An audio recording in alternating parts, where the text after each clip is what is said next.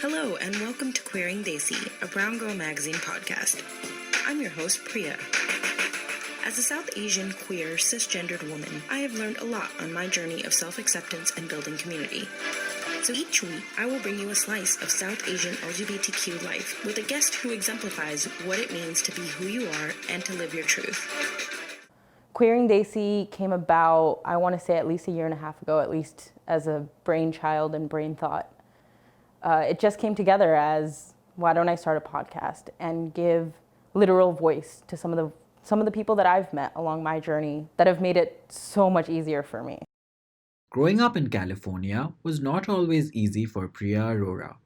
She knew that there was something different about her, but didn't quite realize what it was. I didn't think you could be South Asian LGBTQ. I Googled gay Desi, and I found a website called Desi Family based in India. And I started writing for them under a pseudonym because I wasn't out to my family yet. And I snuck out one night to go to a mudra night.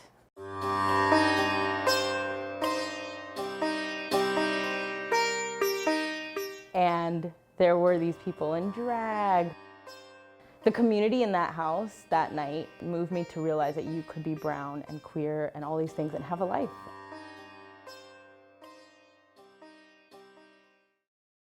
Since moving to New York, Priya has been a strong advocate of fostering supportive community.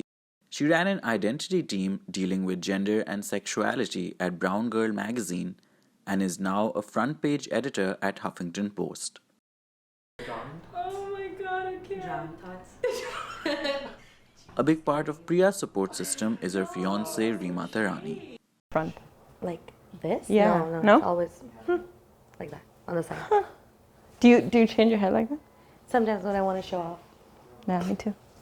Okay, let me tell you something, okay? You know how they say behind every successful man there's a woman? Behind every successful woman there's another woman. So I am that woman, okay? Rima was Priya's first guest on the show. Yes. Well, so what's your goals for the coming episodes?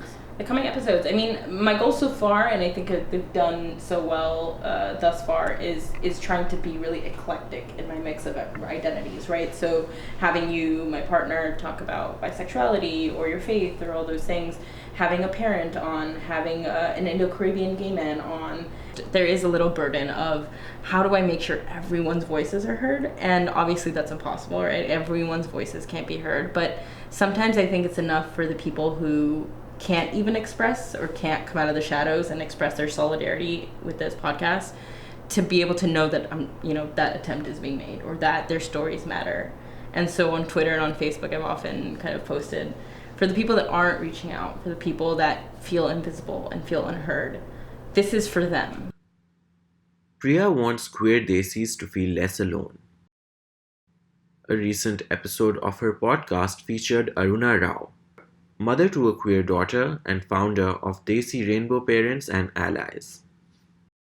It was very lonely for me, when my daughter came out to me. And even though I thought of myself as someone who was well-equipped to handle, my child coming out, it was still very, very isolating.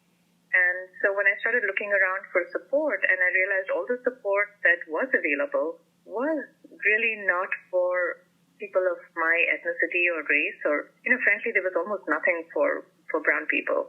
And when I did go to PFLAG spaces, which were very welcoming and supportive, I still found that, again, I felt like I was the token immigrant.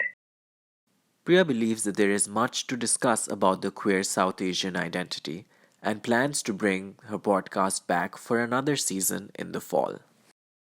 As she plans her wedding, with her parents supporting her lifestyle, Priya looks back at her journey. Coming out has been something that is not just one thing or one day. It's every day with my family, talking about my partner, talking about my work, talking about my podcast, and them learning the language, learning how to open their community, their hearts to it as well.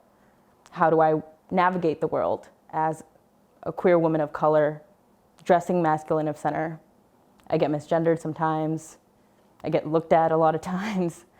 So those are the things that compass my journey. And more than anything, I would say looking back on the journey has been just being able to find self-acceptance and self-love, to be able to embrace all aspects of imperfection and being able to label ourselves. So if I do identify as a queer woman of color, that's not the only thing that defines me, nor do I contain myself within those labels either.